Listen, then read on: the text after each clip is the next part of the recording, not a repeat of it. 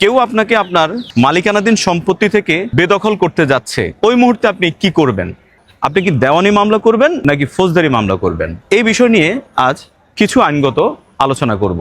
যখন আপনাকে আপনার মালিকানাধীন কোনো সম্পত্তি থেকে বেদখল করতে পারে বা আপনার উপর আক্রমণ হতে পারে, ওই সম্পত্তিকে কেন্দ্র করে বেদখল হয়ে কোনো কিছু নির্মাণ বা আপনাকে ওই সম্পত্তি থেকে বেদখল করা হতে পারে, সেক্ষেত্রে আপনি তড়িৎ ব্যবস্থা নেওয়ার জন্য 145 বা শান্তি শৃঙ্খলা বজায় রাখার জন্য যে মামলা, নির্বাহী ম্যাজিস্ট্রেট আদালত বা জেলা ম্যাজিস্ট্রেটের অধীনে এই মামলাটি করতে পারেন।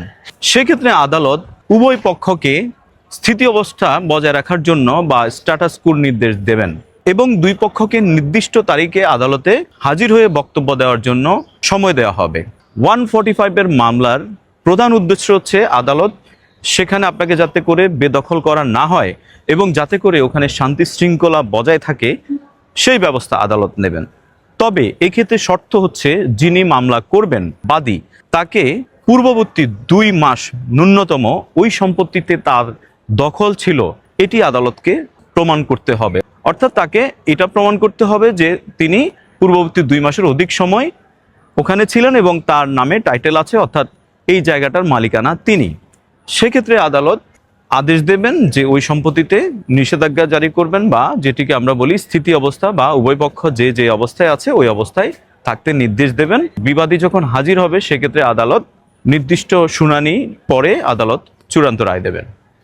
আবার আপনি কখন নিষেধাজ্ঞার মামলা করবেন, স্থায়ী নিষেধাজ্ঞার মামলা করবেন, যে ক্ষেত্রে এমন সম্ভাবনা আপনার থাকবে, অর্থাৎ দেওয়ানি মামলা কখন করবেন, যে ক্ষেত্রে এমন সম্ভাবনা থাকবে যে আপনাকে কেউ আপনার সম্পত্তি থেকে স্থায়ীভাবে বেদখল করতে চাচ্ছে বা আপনার সম্পত্তির আপনার সীমানা অতিক্রম করে আপনার সম্পত্তিতে কোন প্রাচীর নির্মাণ করছে বা এমনভাবে দখল করার চেষ্টা করছে যার ফলে আপনি ক্ষতিগ্রস্ত হবেন। আইনের ভাষায় বলা হয় ইরিপেবল লস, অর্থাৎ আপনার হচ্ছে অপূরণীয় ক্ষতি হবে। সেই ক্ষেত্রে আদালতের কাছে আপনি দেওয়ানি আইনের অধীনে আপনি স্থায়ী নিষেধাজ্ঞার মামলা করতে পারেন।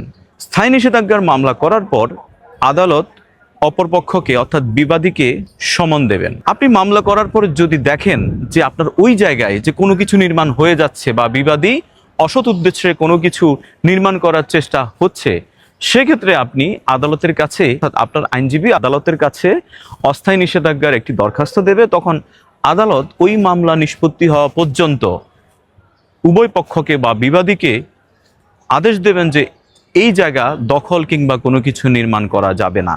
এরপর মামলাটি চলবে এবং নির্দিষ্ট সময়ের পর রায়ের মাধ্যমে আদালত বাদীকে বা কাগজপত্র অনুযায়ী যিনি জয়লাভ করেন বা তাকে আদালত এই সম্পত্তি বুঝিয়ে দেবেন এবং অপরপক্ষকে স্থায়ীভাবে নিষেধ করে দেবেন যে এই সম্পত্তি তুমি প্রবেশ করতে পারবা না।